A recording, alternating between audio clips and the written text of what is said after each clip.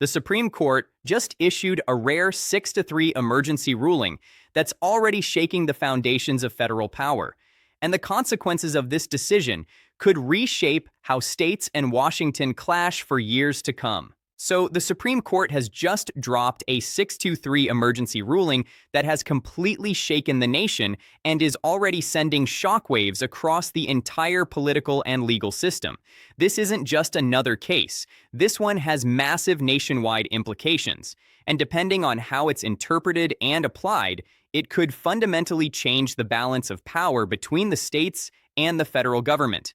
We need to break down what exactly the court ruled, what it means, and why legal experts on both sides are calling this one of the most consequential emergency decisions in recent years. Now, real quick before we jump in, I want to ask you all for a quick favor.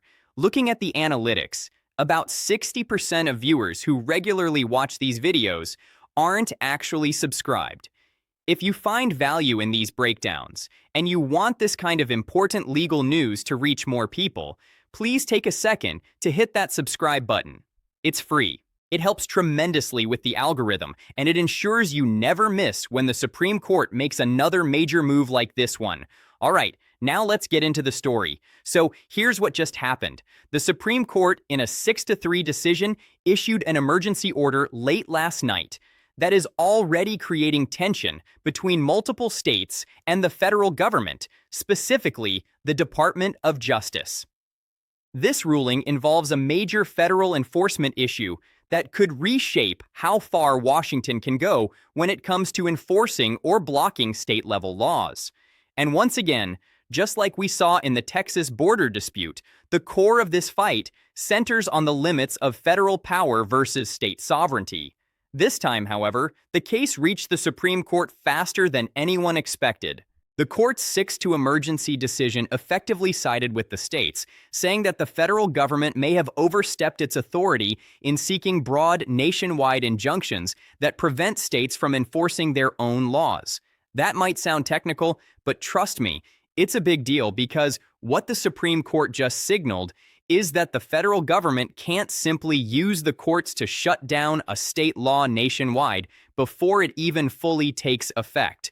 Let's unpack what led to this and what the 6-3 ruling actually said.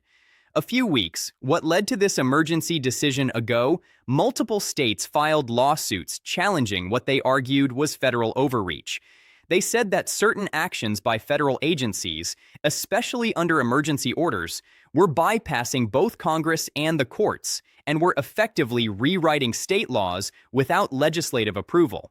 The lower courts responded by granting nationwide injunctions, blocking those state laws entirely. But that's exactly the kind of judicial action the Supreme Court has now taken aim at.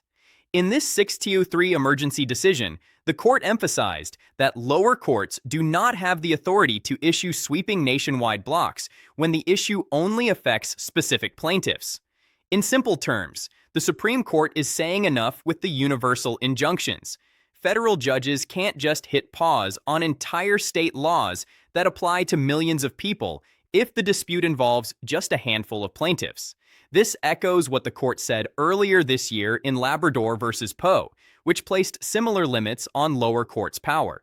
But this latest order goes even further, applying those principles in real time and signaling a clear warning to lower courts that the era of nationwide injunctions may be coming to an end.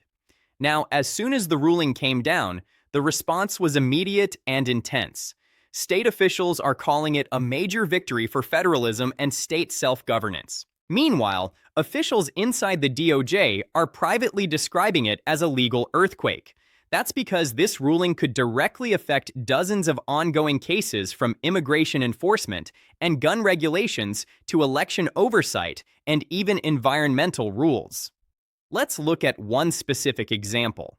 Under the new interpretation, if a state passes a controversial law, say on border control or firearm policy, a single federal judge can no longer freeze that law across the entire country.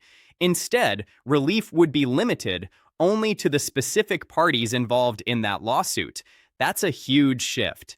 It means states now have more breathing room to enforce their laws, even when those laws are being challenged in court. And the fact that the Supreme Court issued this as an emergency ruling, not a full opinion after oral arguments, shows just how urgent the justices viewed the matter. Now here's where it gets even more interesting.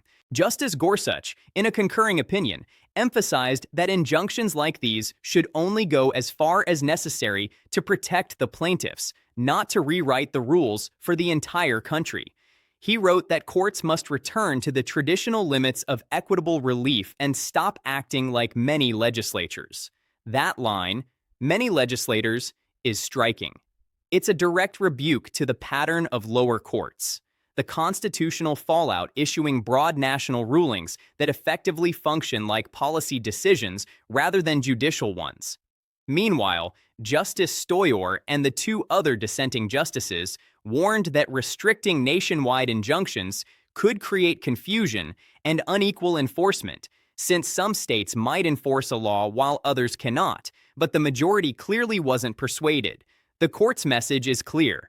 Judges are not policymakers, and that principle applied across the board could reshape federal litigation strategy for years to come. Now here's the political fallout. Almost immediately after the ruling, the White House and the Department of Justice released carefully worded statements saying they were reviewing the court's order translation. They know this changes the playing field. And just like we saw in the Texas border case, states are wasting no time invoking this new Supreme Court precedent to strengthen their legal positions. For example, attorneys general from several states have already filed supplemental briefs citing this ruling as direct support for their claims against federal overreach. In one of those filings, state lawyers explicitly argued that the Supreme Court has reaffirmed that states retain the right to defend their sovereignty without being subjected to blanket injunctions from unelected judges. That line sums up what's really at stake here: power. Who gets to decide what's enforced where and by whom? The states or Washington, D.C.? Now, legally speaking, the implications are staggering. This ruling will likely restrict federal agencies from using the courts as a tool to block state laws in their entirety. Instead, agencies will need to pursue narrower relief, meaning that policy disputes will need to be resolved politically, not judicially. In other words, the Supreme Court just told the lower courts, stay in your lane. And here's why that matters. For years, both parties, Democrats and Republicans, have used federal courts to push nationwide outcomes when they couldn't get their way through legislation. This ruling effectively cuts off that shortcut. So, regardless of your political stance, this changes how the game is played. If you want sweeping change, you'll now have to win it through Congress or through elections, not through a single federal judge's order. Now, a lot of you are asking, what happens next? Here's what we know. Because this was an emergency order, it doesn't close the door on future litigation. It simply sets a precedent that lower courts will have to follow moving forward. The case will likely go back to the appellate level, where judges will need to apply this new, narrower framework. And make no mistake, this issue is far from over. The federal government will likely challenge this interpretation in other cases, hoping to carve out exceptions where they argue the national interest requires broader relief. But the Supreme Court's message was crystal clear. The Constitution doesn't allow judges to govern an entire nation from their courtroom. Now, stepping back for a moment, what makes this decision so significant is the context. The court has been steadily building toward this for years, pushing back against judicial activism and reasserting the separation of powers. This 6-2-3 emergency ruling is just the latest and strongest signal yet that the court wants to restore constitutional boundaries. And in practical terms, it could affect everything from gun rights and immigration enforcement to pandemic policies and election oversight. So when we say this decision shook America, it's not an exaggeration. It really did, because the ripple effects of this ruling will be felt across nearly every major policy debate in the coming years. Now, I'll leave you with this. Regardless of where you stand, national reactions and political shockwaves politically, this moment represents a turning point in the relationship between the states, the courts, and the federal government.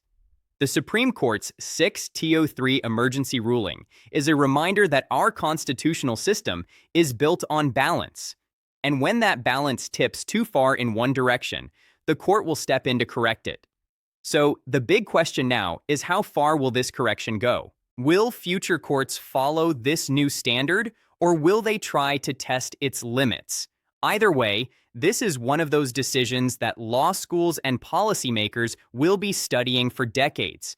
If you found this breakdown helpful and you want to stay updated on these developments, make sure you like, comment, and subscribe.